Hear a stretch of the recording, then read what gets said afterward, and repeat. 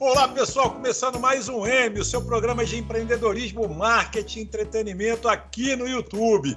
E hoje minha bancada, Márcio Escudeiro, André Acioli, temos um convidado para lá de especial, mas é um cara assim super querido no meio, um cara muito bacana, nosso amigo André Acioli, Márcio Escudeiro, grande Ivan Aterino, carioca, tricolor, formado em Direito e Economia. Trabalhou muitos anos no mercado financeiro, tem MBA em Finanças, é mestre em Administração, proprietário da Guimar Ensino e Treinamento, professor de Economia e Finanças em várias instituições de ensino superior. Enfim, o homem tem um currículo para lá de bacana, para lá de especial. E já dando boas-vindas aí para todo mundo, para a nossa bancada e para o nosso convidado. Bem-vindo, André, bem-vindo, Márcio, bem-vindo, Ivan. Toca o barco, André. Quer dizer, vou passar para você o barquinho aqui já navegando. Vou fazer isso. Então, vou pedir para a galera se inscrever no canal. Se inscreve. É muito simples. Tem um negócio chamado inscreva-se. Clica lá, acabou. É só isso, não faz mais nada. É muito simples. Aí tem um sino do lado. Toca o sino. Vai lá. Como é que você faz isso? Bota o mouse ali em cima. Puta, aperta. Aí vai balangar ali. Vai ser ótimo para todo mundo. Vai ter musiquinha. Mentira. Não vai ter nada, mas vai ativar. Você vai receber notificações quando a gente puser novos vídeos. E outra coisa que é muito importante, a gente trouxe o Ivan aqui, não é qualquer um não, então dá o like que vai ser incrível. Olha só a mãozinha sumida aparecendo, olha, vai ser sensacional. Você duvida disso, meu amigo André Acioli? Duvida que vai ser incrível? Eu não tenho a menor dúvida, meu amigo. Eu não tenho dúvida nenhuma de que vai ser a melhor entrevista que a gente vai fazer hoje. Não tenho dúvida. Tá vendo? Vai ser incrível. Incrível. Hein? Bacana. E a gente fica naquele deixa que eu deixo, né? Eu fico esperando você falar, você fica esperando eu falar, acaba que ninguém fala. Você vê que a gente não ensaiou direito. Vamos ter que ensaiar isso de novo. Mas o link, você viu na televisão como é que funciona isso? O repórter chama lá, o âncora chama o repórter e o repórter fica 3 horas lá. Dá o delay. Sandro já deve ter passado muito por isso mesmo. Muito. Isso é normal, Mas olha só para lembrar, né? 2 coisas. Primeiro, não responderemos nenhuma pergunta de quem não estiver inscrito no canal. Isso é básico, não temos a menor consideração por essas pessoas. Agora, a minha expectativa em relação ao Ivan, rapaz, é altíssima. Primeiro porque eu já conheço o Ivan há muitos anos. Já sei de muitas histórias dele, algumas que a gente pode conversar aqui, outras nem tanto. Mas seja muito bem-vindo, Ivan. Prazer estar com vocês de novo, Sandrão e meu querido Márcio Escudeiro. Toca a bola, meu amigo Sandro. Isso aí. Então, olha só, vamos começar a colocar no Ivan, pega mal falar isso, né? Não, colocar o Ivan no papo, adentrar o nosso amigo Ivan. E eu vou já vou inserir, assim, já vou botar uma bola boa para ele. Meu amigo Ivan, estamos em época de pandemia, então como mitigar o impacto dessa pandemia nas micro, pequenas e médias empresas, com a sua visão muito bem embasada da parte financeira, que a gente vem discutindo vários setores, mas como a gente consegue suavizar, e se é que consegue suavizar essa pancada toda nessa galera aí que geralmente vende o almoço para comer a janta? Bom, a princípio, boa tarde para vocês, Escudeiro, Sandro, André.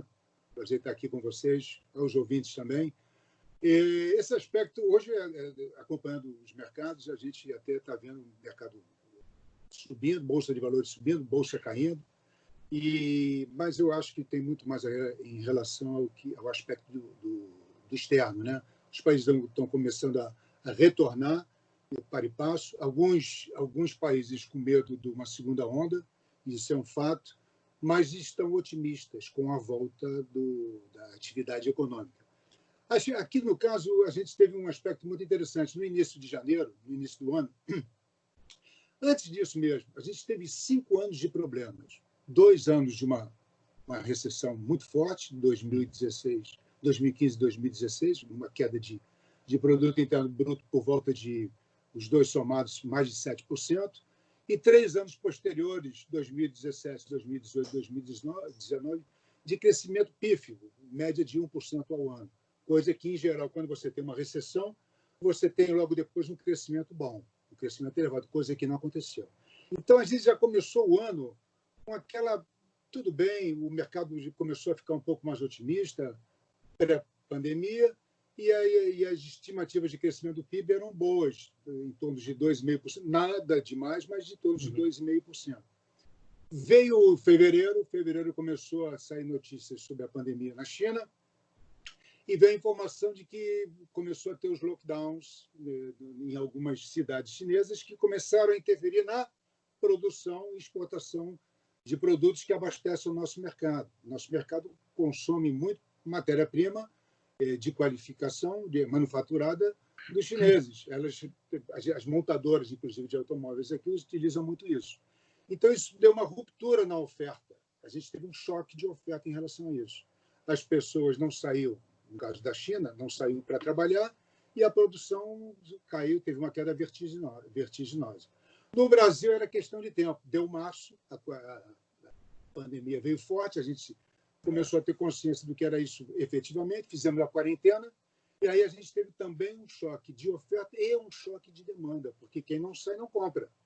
Então, a gente teve assim, um ciclo vicioso da coisa ruim. O que o governo fez? O governo, Banco Central, injetou liquidez no sistema. É a coisa fundamental fazer. Fez muito bem.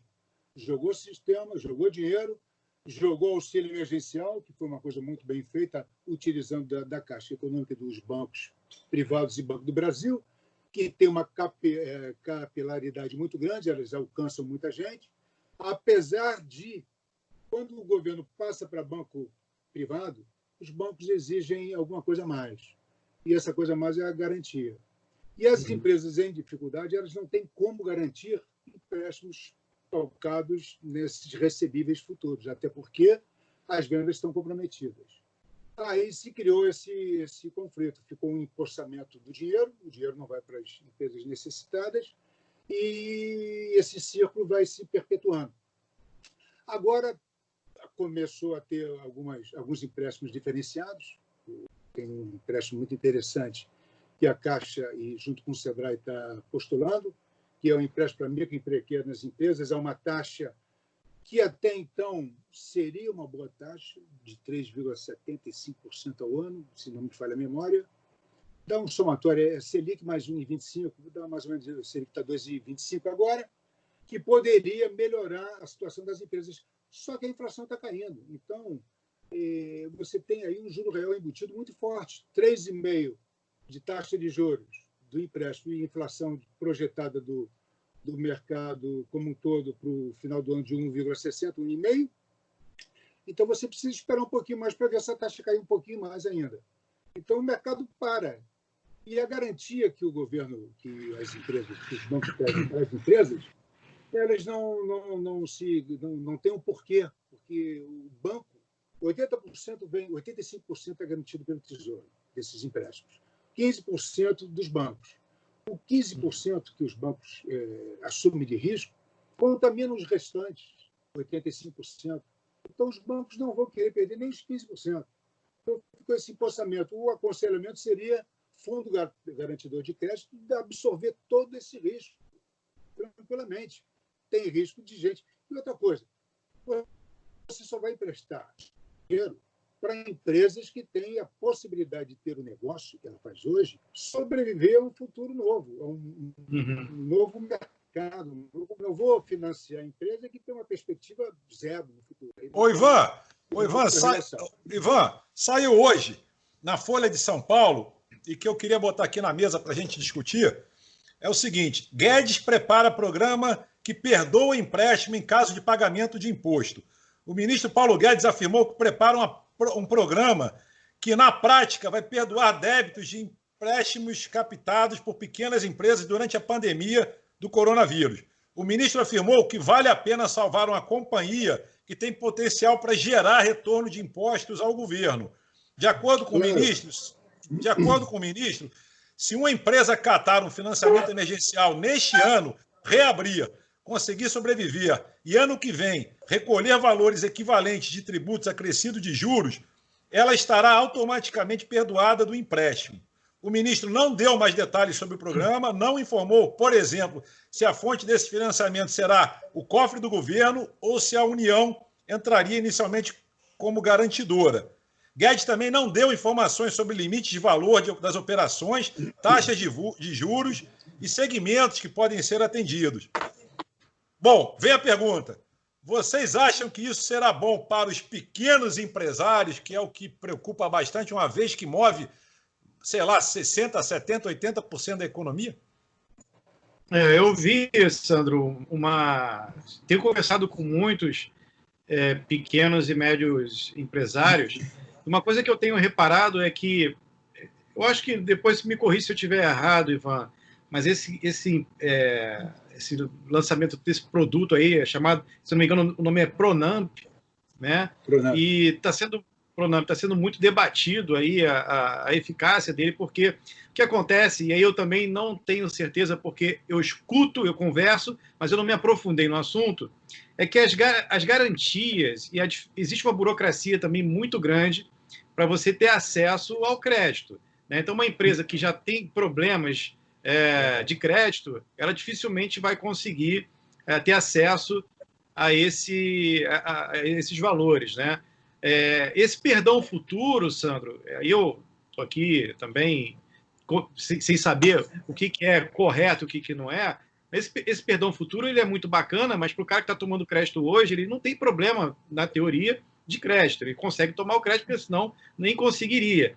Então, ele está fazendo um exercício aí para preservar esses caras que hoje têm crédito, que podem ter problemas de crédito futuro. Mas eu acho que hoje o grande problema é o cara que não tem crédito.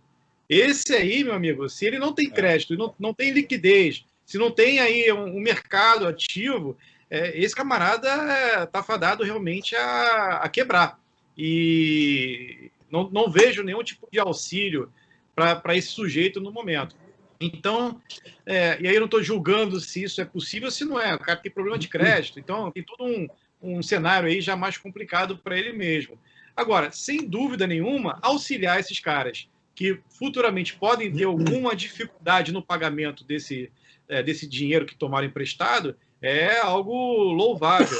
Se ele conseguir aplicar isso aí, imagino que vai salvar muita gente, vai salvar emprego, né? Vai salvar a economia de alguma forma.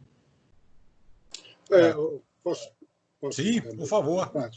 Olha só, eu acho que o auxílio emergencial esse de R$600 para os invisíveis, ele atinge o microempresário individual. Não sei se você está falando a respeito disso. Não, empresas que não têm crédito, né? Empresas que estão com problema de crédito. Por exemplo, uma pequena empresa, não o MEI, né? Mas uma pequena empresa que tem ali 3 funcionários. Exatamente. Até R$360 mil de... Isso. Ok. Essas empresas, elas agora parece que estão tendo uma atenção maior do governo. Agora, mais ainda está faltando uma coisa que é básico, que é exatamente a garantia do crédito. Então, o governo injeta recursos dos bancos, mas os bancos é que vão determinar se te dá o crédito ou não. Então, nesse sentido, não tem jeito, é uma hipocrisia. Do meu modo de ver, o banco tem que ter a garantia, o fundo garantidor de crédito tem que garantir os 100% do empréstimo, senão vai ter isso sempre, porque como você conversa com os 15%, esses 15% custam muito caro, né? Porque e são só 15%. Então, de fato, já que é pequeno a participação, né? Que não tenha nenhuma, de alguma forma, eu não sei se é possível, mas seria o ideal. Em termos de valores absolutos, é muito grande. Em termos de valores absolutos. Sim. Mas, já que se é para fazer uma coisa, quanto mais rápido se fizer, mais rápido a gente sai. É óbvio, né? Então, eu acho o seguinte, você, nesse período da pandemia, você tinha que garantir renda. Renda para quem tem possibilidade de fazer renda normalmente, como sempre fez. Então, se fez isso, os invisíveis. R$600 até 3.000, então, dependendo de algumas coisas assim. Agora, para os empresários, pequenas e médias empresas, eles são como se talvez o efeito multiplicador seja até maior. Porque quem recebe salário nessas empresas são pessoas que recebem salário mínimo um pouquinho mais, vendedores, pequeno comércio. Então, o efeito multiplicador é muito maior. Então, esse tipo de perfil que deveria ser muito mais garantido do que até o próprio... Pode ser até mais barato, né, Ivan? Porque o cara pode ser até mais barato do que pagar os R$ 600 lá para o camarada que não tem nenhum tipo de recurso. Pode ser mais barato pagar aí o empréstimo para as empresas, para elas gerarem os empregos, né? Para elas manterem aquelas pessoas ativas e trabalhando. Então, mas ainda não pode excluir o... Não exclui, mas eu digo assim, pode tirar muita gente desses 600 e já estão desempregadas, né? São pessoas que estão numa situação mais caótica. Se a gente joga essas pessoas no mercado de trabalho, né, o governo para de pagar esses 600, as empresas começam, agora a gente deve voltar de alguma forma a funcionar, mesmo que precariamente, a fazer esse serviço que é exatamente manter as pessoas trabalhando numa qualidade muito melhor, porque R$ 600 é muito pouco. O cara tem um salário ali de 1.200 já é o dobro, né? Mas você sabia que... Claro, mas aí teria que dar emprego. Mas você sabia que tem gente que só ganhava Bolsa Família, e Bolsa Família média de quem tem esse benefício é de R$100 e tantos. Então agora ele começou a passar a ganhar R$600. Então esse cara, meu Deus do céu. Eu sou até há pouco tempo eu era neoliberal, gostava, coisa e tal, interferência do Estado na economia o mínimo possível. Mas quando a gente vê uma pandemia dessa, que 100 milhões de pessoas estão, a gente viu aí pelos benefícios dados, que 100 milhões estão salvando a pátria. Então, você vê que tem de pessoas hipossuficientes, pessoas que não têm acesso ao consumo, um potencial aí enorme.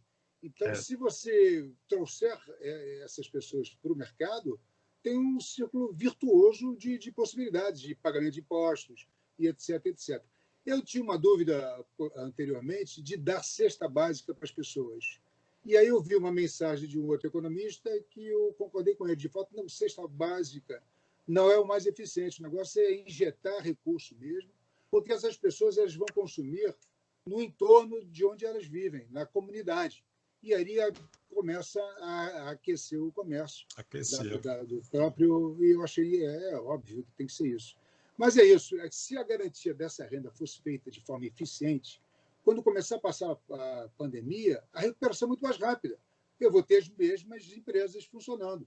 Eu não posso ter menos empresas funcionando. Então, é uma questão...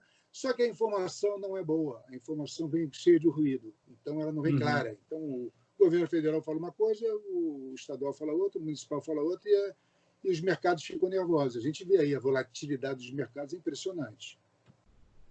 Bom, meu amigo André Scioli, a gente não avisou para o Ivan, para o mestre Ivan, que nós fuçamos as redes sociais dele antes dele vir aqui.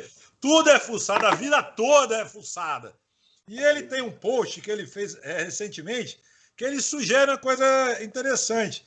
Ele bota aqui, os imóveis residenciais e de escritório desabaram de preço.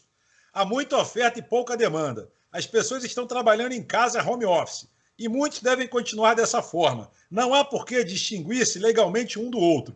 Por que não mudar a legislação e permitir que os imóveis comerciais possam também, ao desejo do proprietário, ser residenciais?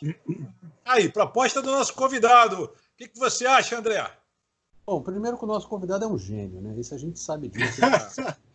Ele consegue antever muitas coisas. É verdade. Eu tenho dois comentários só sobre o papo altíssimo nível em termos de economia que aconteceu agora entre o nosso grande mestre Ivan Aterino e o nosso maravilhoso Márcio Escudeiro.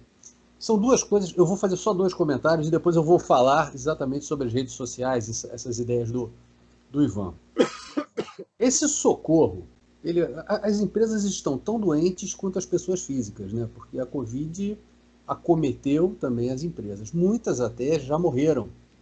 Então a gente acaba assemelhando essas reações que as esferas governamentais têm, tanto para as pessoas físicas, os cidadãos, quanto para as empresas. Então muito socorro vai vir tarde demais, a ponto da gente não precisar dos respiradores e as empresas também não.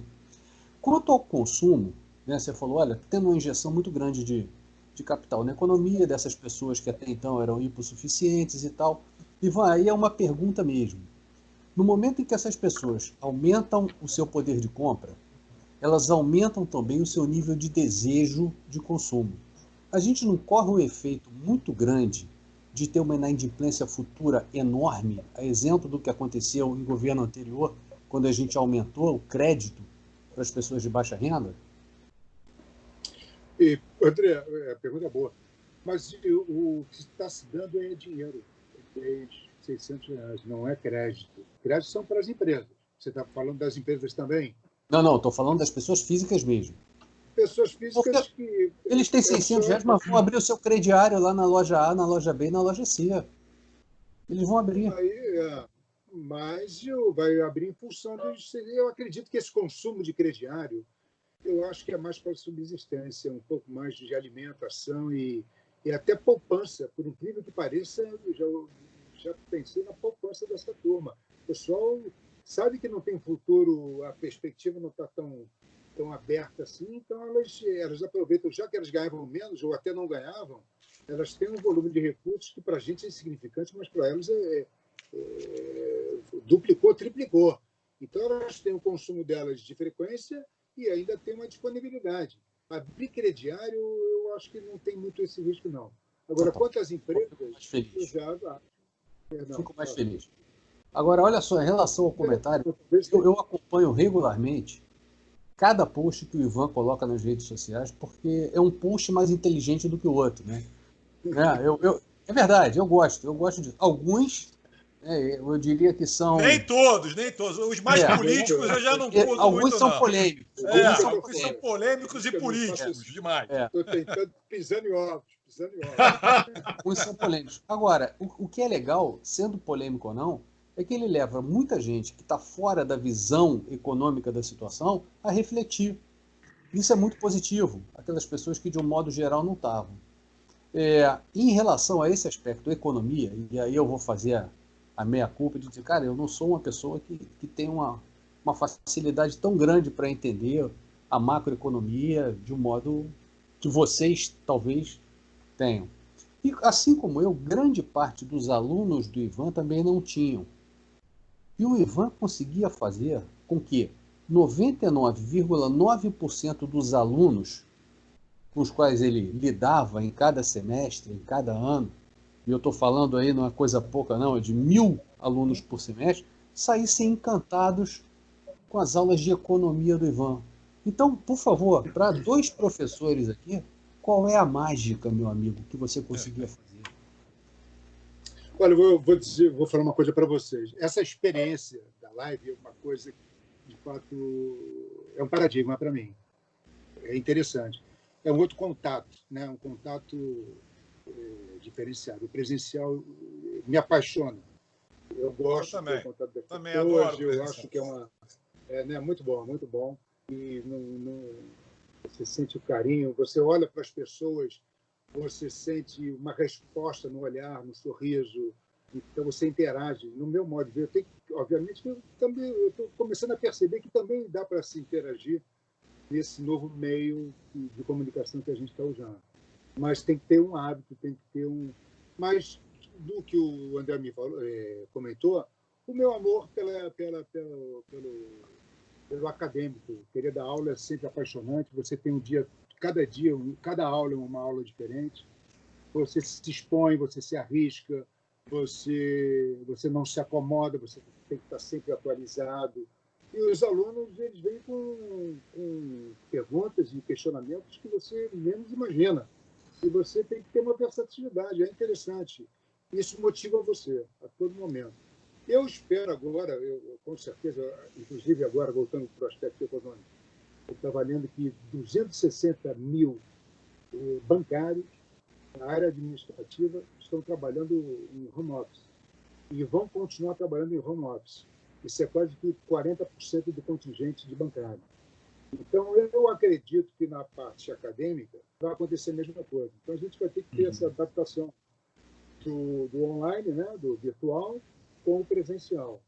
Então, eu tenho que começar, e essa foi uma experiência está sendo uma experiência muito legal. Eu agradeço ao Sandro Escudeiro e ao André de me possibilitarem isso. É uma emoção, é uma expectativa bastante interessante e motivação muito boa, mas eu acho que as duas coisas vão concomitantes, elas vão funcionar porque as pessoas, o ser humano gosta de gente, tem que ver gente, tem que tocar nas pessoas, tem que Trocar, que eu digo, não precisa ser literalmente, mas tem que tocar com olhar, com contato, com presença. Então, é uma coisa que não vai... Então, esse novo normal também que se coloca não vai ser tão novo assim. Acho que vai Concordo. Eu acho que o ser humano vive em sociedade, e essa sociedade à distância aí funciona até um certo tempo da semana, pelo menos 2 vezes, 3 vezes na semana. Os outros dias a gente tem que se ver. Isso aí.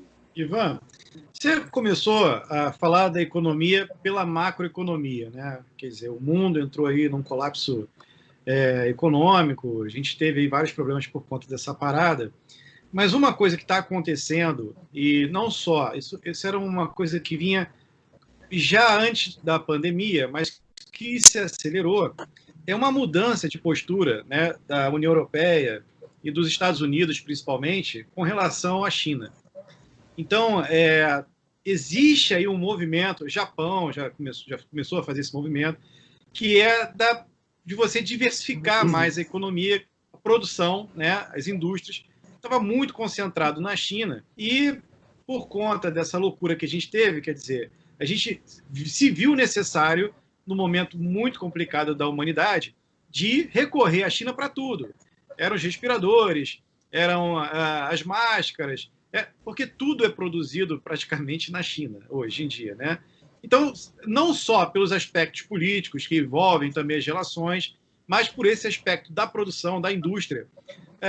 Parece que o mundo, de uma forma geral, entendeu que era necessário diversificar isso.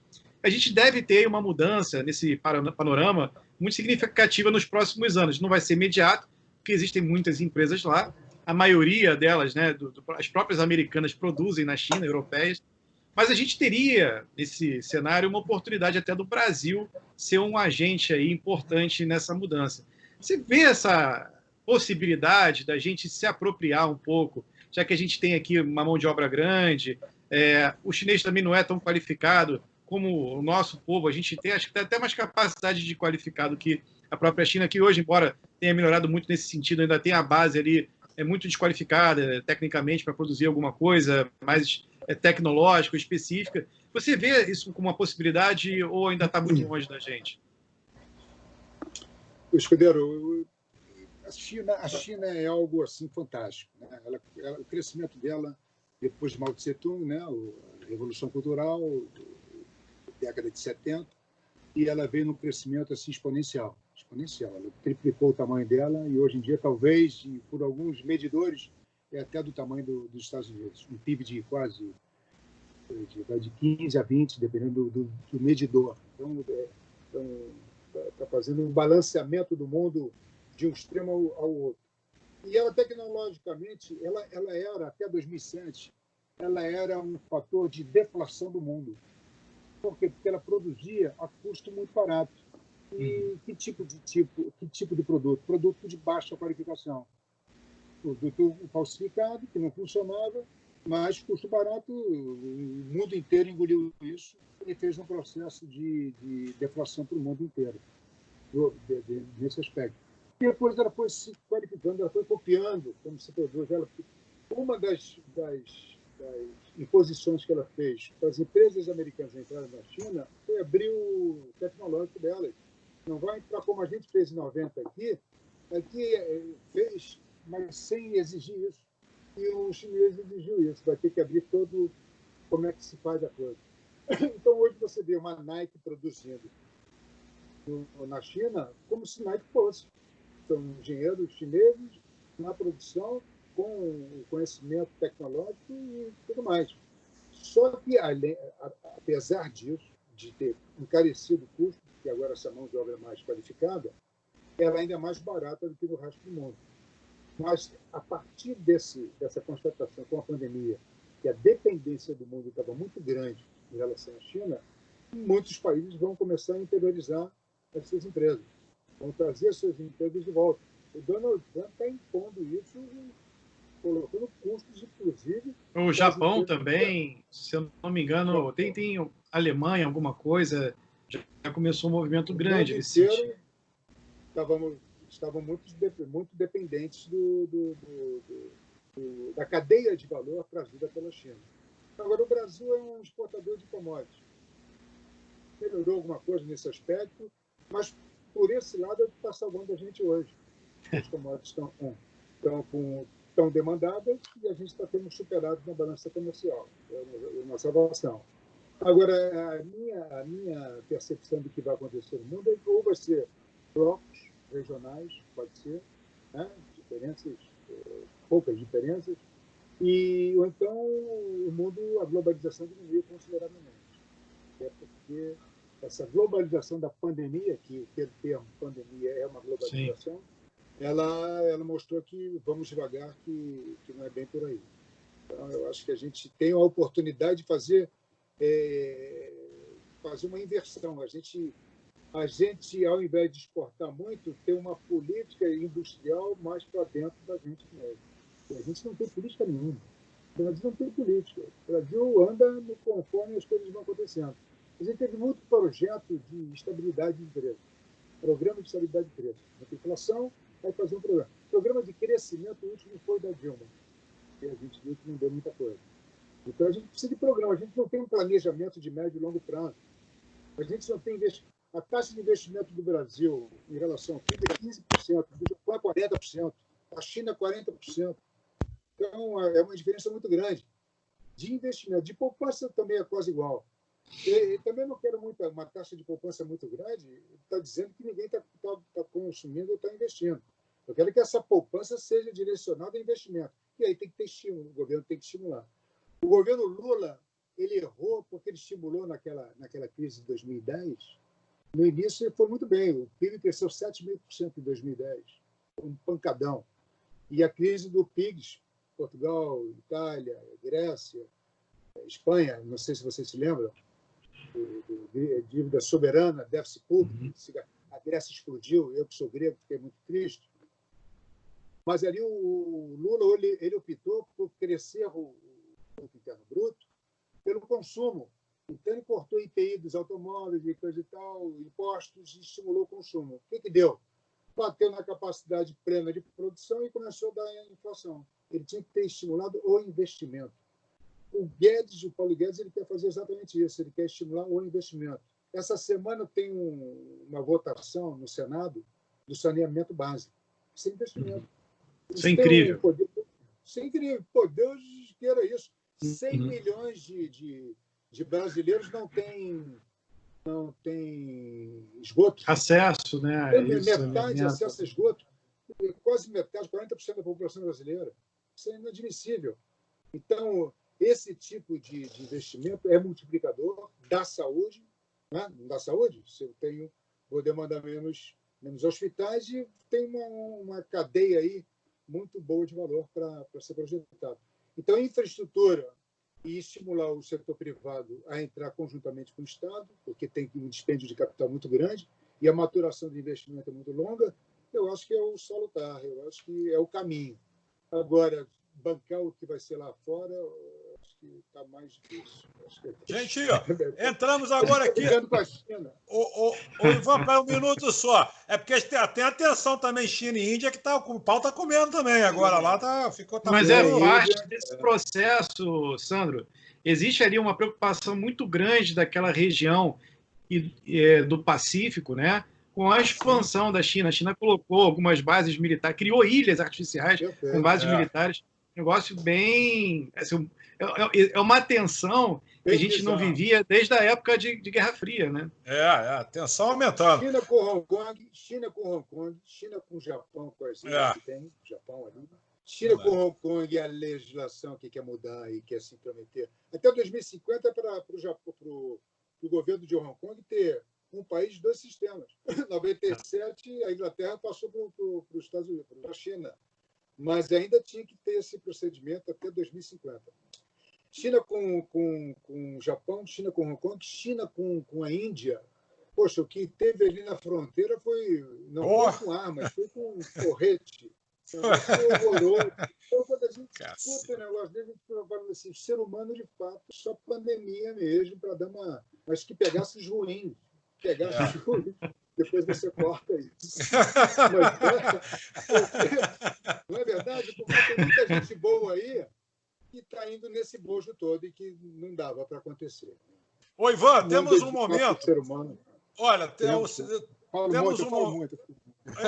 um momento que é o seguinte: a gente de vez em quando vai te cortar, porque senão tu vai embora e vai virar palestra. Também. Eu sou um professor que fala muito rápido. Vai virar palestra.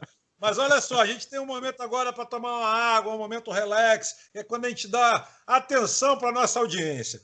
Então, a nossa audiência manda várias coisas. Lembrando que a audiência é para quem está inscrito no canal. Para quem não está inscrito, a gente literalmente ignora. Então, tem umas coisas assim, lights, outras coisas. O hype sempre... O hype está sendo a política, né? O pessoal está falando muito sobre política. A gente tenta pensar algumas coisas para não ficar tenso e para a gente também não polarizar mais a situação e tal. Então, assim, o Luiz Cláudio mandou aqui para a gente o seguinte: se a amizade se abalar por religião, política ou futebol, pode ter certeza que ela nunca foi verdadeira. Aqui, bom, esse aqui não se identificou por razões óbvias, né? Mas ele diz o seguinte: numa competição linguística em Lisboa, a pergunta final foi a seguinte: como explicar a diferença entre completo e acabado? Eis a resposta vencedora: ao casar com a mulher certa, você está completo. Ao casar com a mulher errada, você está acabado. E quando a mulher certa o apanha com a mulher errada, você está acabado por completo. Boa. Essa foi aqui, carioca, né? Não sei, não se identificou aqui. A Cristina mandou aqui o seguinte: se você ama uma pessoa, deixe-a ir. Se ela voltar, é porque o outro alguém também deixou-a ir. Ou seja, ninguém quer essa porra. Enfim, gente, é só momento relax, é momento para a gente descontrair, momento para a gente falar algumas besteirinhas e ler alguns posts também mais relax e tal. Mas tem algumas coisas interessantes aqui e eu vou deixar, por último, um pouquinho dessa questão política, até para... O momento Forrest Gump hoje vai ser meu, hein, Márcio? Hoje eu preparei o momento Forrest Gump para mim. Mas tem bicho, cara? Tá dificuldade de achar bicho, Sandro? Tem reflexão. Só transforma uma pessoa, vira numa girafa, entendeu? Ao invés de falar assim, fulaninho vira uma girafa, outro vira um macaco, dá para fazer. Mas vamos aproveitar essa respirada para fazer o nosso momento dica de livro. Então, eu vou começar a dica de livro hoje e a gente não avisou o convidado que tinha esse momento, ele fica à vontade se quiser indicar ou não. Estou à vontade, estou tranquilo, estou vendo notícias. Eu vou indicar do Carlos Domingos, Oportunidades Disfarçadas. É um livro bem legal da editora Sextante. Histórias reais de empresas que transformaram problemas em grandes oportunidades. É o que a gente vem falando aqui em vários programas. Numa crise como essa, você tem duas opções. Ou você chora ou vende lenço. Seja você aquele que queira vender lenço e não fique chorando. Então, a minha dica é Oportunidades Disfarçadas, Carlos Domingo, editora Sextante. Dicas de livro, bancada, meus amigos. O que vocês têm aí para... A minha dica é uma dica que você não tem desculpa para não ler. Você sequer precisa comprar. Já é uma obra de domínio público, século XVII, A Arte da Prudência, Baltazar Graciano. Fica a dica aí, porque vale a pena. Legal. Márcio Escudeiro. Vou aproveitar que a gente está num assunto bélico, né, cara? E para quem não leu, todo mundo já ouviu falar. Você que está aí, profissional, né, executivo, certamente você já conhece. Mas quem ainda não conhece, vale muito a pena comprar e ler A Arte da Guerra, porque é um livro fantástico, com ensinamentos, aplicações milenares, né? Mas que, de fato, cara, serve aí para balizar um monte de ações aí que a gente tem que tomar no dia a dia, estratégias, enfim, vale muito a pena. Então, aproveitar que a gente está falando de China, aproveitar que a gente está falando de conflitos, vamos embora aí na Arte da Guerra, que é muito bacana. Arte da Guerra, Sun Tzu, também de domínio público. Você não precisa... Exatamente. Pode fazer download gratuito na internet. Sabe que eu ia recomendar outro livro, André, mas como você falou, não, vamos pegar aqui um de domínio público, eu falei, cara, esse aí é fantástico. Aí. Boa. Nosso convidado, tem alguma dica de livro aí, Ivan? Por coincidência, estou com ele na mão aqui, ó. É uma breve história dos Estados Unidos. Apesar de nada a favor, mas a história é bonita, que eu digo, né? O desenrolar da história americana, não atual. Atual, obviamente. Qual autor? Qual autor? Mostra pra gente aí que você falou autor. James West Davidson, Uma Breve História dos Estados Unidos, 3ª edição. Legal, legal. Pronto, dicas de livros, todo mundo já deu a sua dica, muito bacana. Vamos voltar aqui à pegada, ainda temos um bom tempo, ou seja, estamos tranquilos, vamos sugar mais informações do nosso entrevistado. E eu queria já, começando aqui, falando o seguinte, outro post seu, bem legal, que você coloca assim, quando a confiança aumenta, o dólar cai e a bolsa sobe. Quando ela diminui, o dólar sobe e a bolsa cai. Vamos continuar a ter muita volatilidade. Ih, rapaz, agora a língua estava difícil. Isso mesmo, obrigado. Volatilidade. Os mercados aqui ainda não se conectaram bem com a realidade dos fatos. Ou seja, isso me preocupa muito, esse teu post, Ivan, no sentido de essa tensão, esse sobe e desce e tal, como é que a gente fica no meio dessa confusão toda? Como é que, por exemplo, na agência, lá na minha agência, tal, que a gente fica tentando sempre amenizar a queda e tal, mas como ter um cenário mais otimista, tendo em vista toda essa volatilidade, saiu agora, né? Que a gente nunca sabe o que pode acontecer amanhã, depois a gente acorda num dia de uma forma, no dia seguinte pode mudar tudo, né? Vocês, empresários, vocês trabalham com renda variável, né? A renda de vocês é renda variável. Né? Vocês não são assalariados. Se fossem assalariados, é renda fixa. Como empresários de renda variável. Então, vocês são bolsa de valores, em tese, tá? Então, mesmo raciocínio. Então, operam no risco.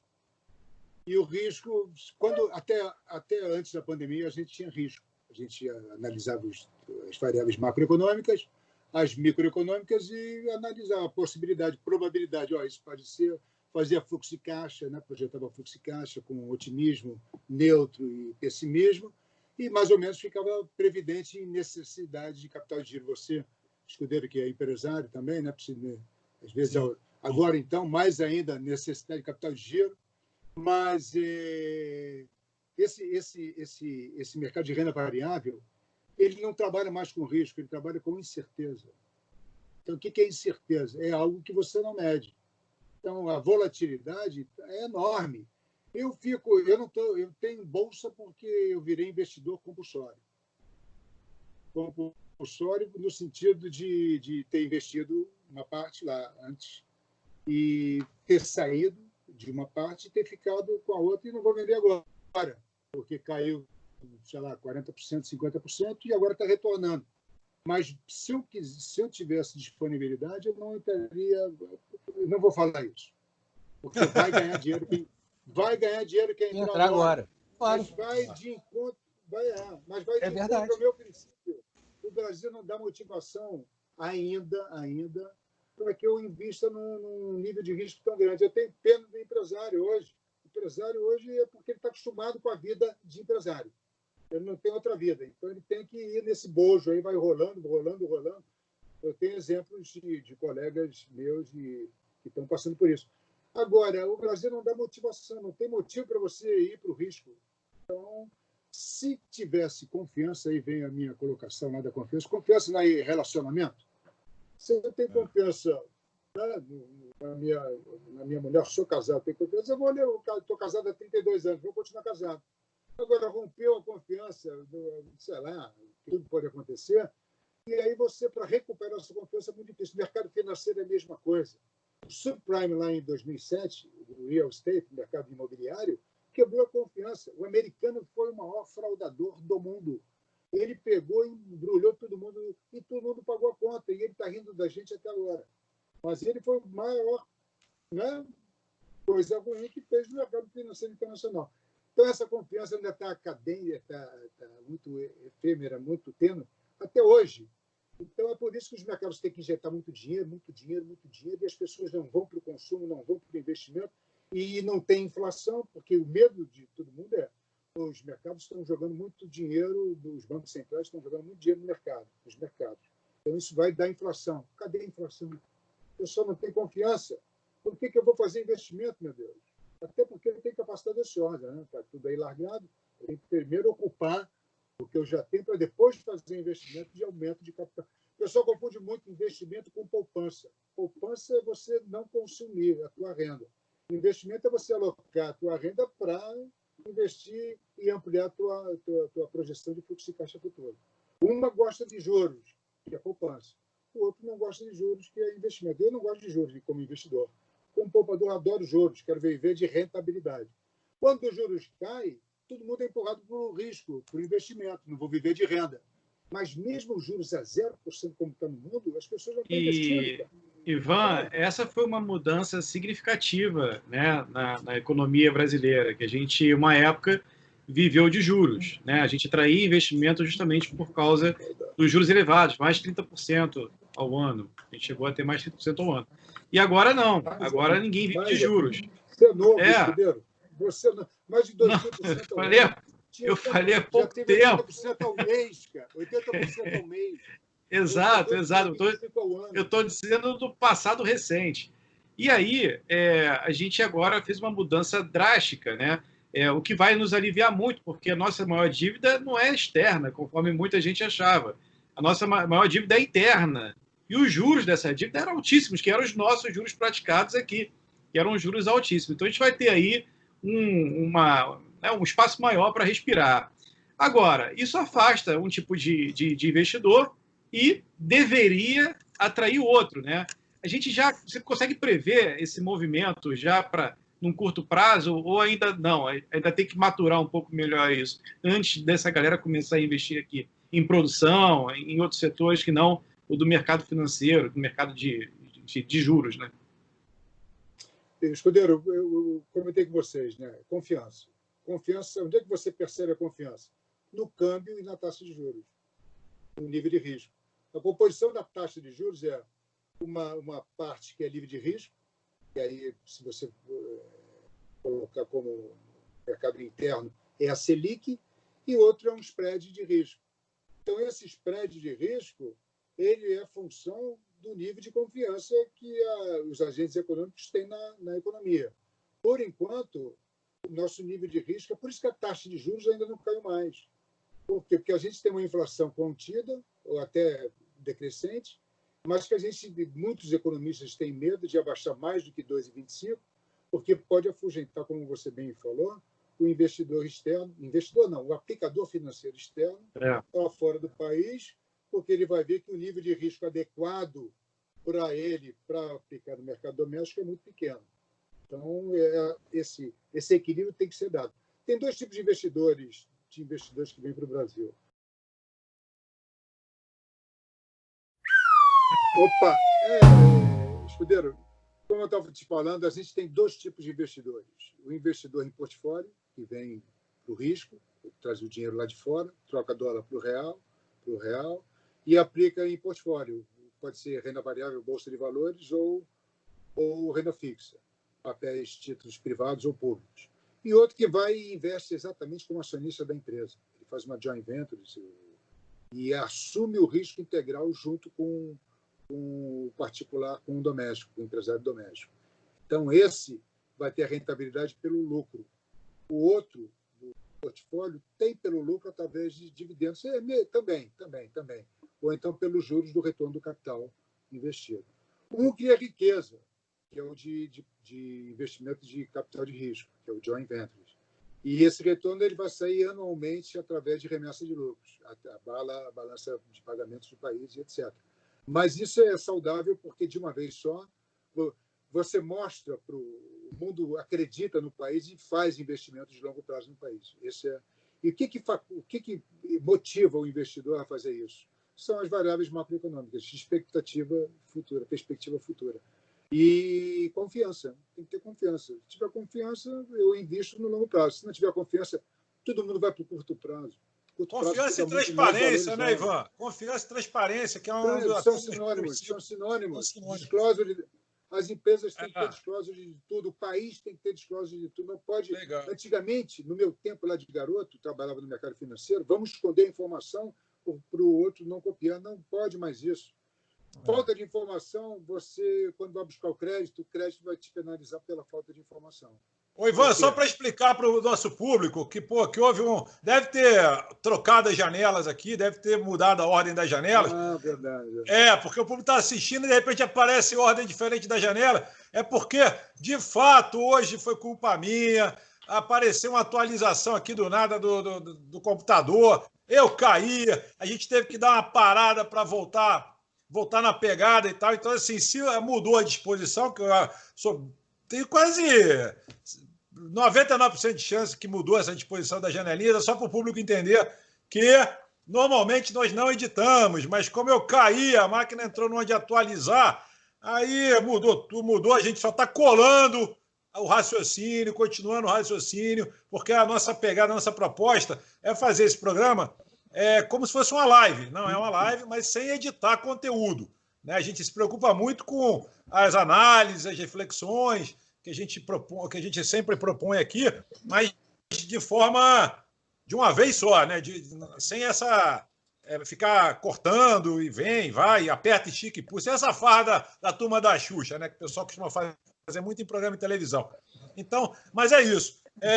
Gente, eu só estou um pouco perdido, porque como eu caí, eu entendi o final da análise, mas eu peço ajuda da minha bancada, porque eu me perdi completamente aqui. Estamos igual ao mercado. O mercado também um pouquinho perdido. Pois é, fiquei completamente perdido. Me ajudem, por favor, porque eu tenho aqui o meu momento Forrest Gump. E eu estou aguardando o momento Forrest Gump para a gente... Vamos nele! Então, vamos nele. Vamos nele? Porque é o seguinte, então vamos lá. Que a gente já aproveitando esse papo de crise, basicamente sua origem é na perda de confiança e de transparência. E também o que se fala muito na internet é que eu vejo isso toda hora, praticamente todo dia, que enquanto houver dinheiro público sem licitação, o pico da pandemia vai ser sempre adiado. Então, assim, é importante a gente ver que a situação do Brasil é delicada. Eu vou entrar um pouquinho só em política, mas não vou me aprofundar. O governo federal foi proibido de gerir essa pandemia pelo Supremo Tribunal Federal e ficou na mão dos governadores e prefeitos.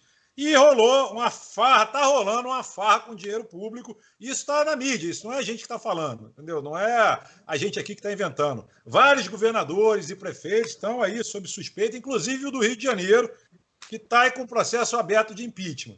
Então, assim, é complicado essa situação. E isso me veio esse texto aqui de agora, né, que eu escrevi no impulso desse momento todo conturbado. E é o seguinte, é difícil encontrar alguém que esteja impassível ao momento que estamos vivendo por aqui. Somos otimistas por natureza, esperançosos desde sempre. Mas essa crise é diferente das outras. É uma crise de quase tudo, não apenas de saúde mundial, pandemia, mas, sobretudo, de valores. Historicamente, aprendemos a viver num cenário de crise. Somos testemunhas oculares do quanto são cíclicas e de quando é possível de como é possível sair fortalecido delas. Se a crise é algo momentâneo, que vem e passa, será que vivemos mesmo uma crise de valores? Ou será que a falta de ética, de respeito e de idoneidade já estão incorporadas quase que geneticamente à cultura do país? Enfim, polêmica à parte, precisamos de pessoas com bons valores. Se esse é o desafio do país, também é o nosso. Seja como brasileiros, seja como bons profissionais de qualquer área. É essa a minha historinha aí. E eu acho que a gente tem que ter essa pegada. Sensacional. Eu acho que é uma realidade, Sandro.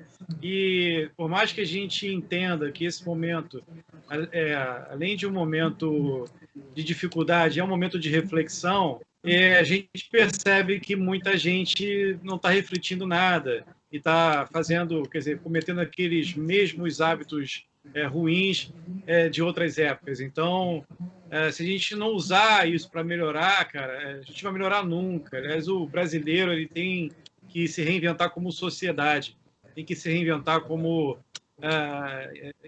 cara, porque claro que a gente tem que entender, e eu tenho muito medo de falar nisso, porque isso é sempre muito polêmico, mas a gente fala de sociedade, fala do coletivo, e às vezes quer transformar esse coletivo em algo também supremo. E, cara, se a gente tratar individualmente as questões, o coletivo automaticamente vai funcionar. Porque se a gente individualmente tomar posições boas, fazer a coisa certa, evitar atingir o próximo, o coletivo automaticamente já se torna muito forte e muito correto. Então, são as atitudes individuais, a minha opinião, e não as coletivas que vão fazer a coisa melhorar, porque o coletivo é consequência. Interessante, Escudeiro, o que você falou, trazendo para a economia. Adam Smith, ele preconizava a mão invisível e dizia que você, ao pensar individualmente, você acabava tendo uma proposta boa para a sociedade como um todo. Porque você pensa o melhor para você. Não é? Então, você não quer se macular e, nesse sentido, você se tratando bem, você vai tratar bem o restante da comunidade e da sociedade. E, de fato, está enraizado. Eu sinto que as pessoas, os políticos, quando eles vão pegar tomam posse de um cargo de administração pública, eles não vêm com aquele estímulo do social, do por todos. Eles vão com algum viés já pré-determinado de se locupletarem, darem dessa possibilidade de terem acesso ao recurso público. Isso, infelizmente, é um fato e que tem que ter um limite, um término para isso. Um término. E eu não estou vendo com muita facilidade isso acontecer, não. Estou um pouco pessimista em relação a isso.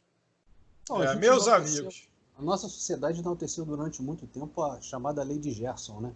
Verdade. Lei de Gerson, isso aí. Lei de Gerson. Era muito bacana levar vantagem em tudo. Aliás, é uma sacanagem com o Gerson, né, André? Porque, coitado, exatamente. Falando do cigarro que ele fez naquela ocasião. Morrendo com isso. Pois é, cara. Pois Verdade, Então, a gente tem que... a marca do cigarro já acabou. Então, talvez a gente possa botar na cabeça das pessoas que essa lei também tem que acabar. Tem que acabar. Pô, educação é tudo, educação, formação. Educação, essa é a base. É um papo muito longo, Isso aí para outra live. Mas fica para outra. Bom, gente, olha só, estamos adentrando agora ao nosso final. O tempo está quase estourando. Se as nossas contas pós-interrupção não estiverem erradas, ou estouramos agora ou estamos quase estourando. Então, assim, eu peço para que meus amigos e companheiros de bancada, vamos deixar o convidado por último para encerrar o programa com algum pensamento nobre, de garbo e elegância, e vamos nós começarmos a nos despedir aqui, nossas considerações finais. Vamos deixar o Márcio começando, depois o André, porque o Márcio deixar, ele vai falar muito, então vamos começar pelo Márcio, o André e finalizar com o Ivan. Ivan, só para te ambientar, esse momento que o Sandro pede para a gente ser breve, é a hora que a gente, fala da humanidade, de como é que foi essa transformação do planeta, entendeu? Fala do universo, se solta, pode ficar à vontade, que esse é o momento. Eu queria dizer que foi um prazer enorme te receber aqui. Eu acho que para a nossa audiência também foi fantástico a gente ter alguns fundamentos aí importantes para entender até como é que a gente vai repensar a nossa estrutura financeira para esse novo momento que vai surgir, até para o momento de agora que é muito complicado. E eu estou falando, quando repensar agora, quanto pessoa física e jurídica, porque pessoas físicas e jurídicas estão quebrando, né? A pandemia, como você bem disse, Ivan, não atingiu só a saúde do ser humano, ela atingiu a saúde das empresas, ela atingiu a saúde da poupança das pessoas. Então, é um momento bem complicado. E saber, ter acesso ao conhecimento, refletir sobre necessidades e importâncias nesse momento é fundamental para a gente sobreviver à pandemia, né? Não só sobreviver fisicamente, mas sobreviver financeiramente. Então, eu queria te agradecer aí a muita coisa mesmo, pela colaboração aí com a gente e com a nossa audiência. Obrigado, Ivan, foi sensacional. O André acho que não gostou muito, não, mas eu fiquei amarradão, cara. Não, mas olha, eu vou te dizer, eu conheço o Ivan, mas eu diria nos dois principais vieses dele. o viés economista, que é esse cara que conhece tudo de macroeconomia, de relações entre países, de balanças comerciais, de mercados de capitais. Eu conheço ele daquele cara que joga bola, que faz embaixadinha todo dia, que corre 10 quilômetros 2 vezes, que senta para beber um vinho e falar besteira. Então, eu conheço os dois lados dele. Hoje a gente explorou muito bem o primeiro. É verdade. Muito bem. Agora, a gente tem que combinar uma segunda vez para explorar muito bem o segundo. E aí vocês vão ver quanta coisa bacana vai pintar. Ivan, uma alegria estar contigo de novo, ouvir você. Pô, você é um cara que tem todo o meu respeito, a minha consideração, o meu carinho, não só como pessoa, mas como profissional de excelência que você é. Sandro, obrigado mais uma vez por a gente estar junto. Márcio também, você que está prestando atenção no nosso bate-papo até agora. Não esquece, vai lá, se inscreve, ativa o sininho e curte esse bate-papo que a gente teve. É verdade. Bom, meu amigo Ivan Aterino, também quero agradecer, sua presença abrilhantou ainda mais aqui o M e está convidado para vir várias e várias vezes, quando quiser, portas abertas, para falarmos desde economia, passando por vinho, que aliás, pô, tomar vinho com o Ivan é sensacional. Sandro, se você me permitir... Lembra da última vez, Sandro? Lá no Village Mall, olha o Village Mall, excelente. Fala, Márcio. Se você me permitir aqui, eu passei por um sufoco aqui, eu juro que eu fiquei suando frio durante uns 20 minutos. A porta do Ivan abriu sozinha, cara. Do nada, foi lá para os 20 minutos. Pô, eu falei, o que está acontecendo? Passou uma sombra. Eu falei, gente, não sei o que é isso, cara. Mas, enfim, você aí que tem conhecimento profundo de coisas aí sobrenaturais, por favor, assista o vídeo e me diga aqui nos comentários o que aconteceu, porque eu fiquei aqui assustado. Logo depois o Sandro caiu, né? Reparou, né? Hoje o programa está acontecendo coisas estranhas. Mas tudo bem, tudo bem. Ivan, muito bom. Me diverti muito com vocês, muito bom. Falar de economia é uma coisa, é um pouco maçante, às vezes, porque tem um aspecto muito técnico, mas vocês conseguiram colocar isso de uma forma bem tranquila, bem arejada. E prazerzaço, quando vocês quiserem, à disposição de vocês, de coração. Valeu, Ivan. Obrigado. Beijos e abraços, minha bancada. A gente fica por aqui. Galera. até o próximo meme. Até a próxima. Valeu, abraço. Tchau, tchau.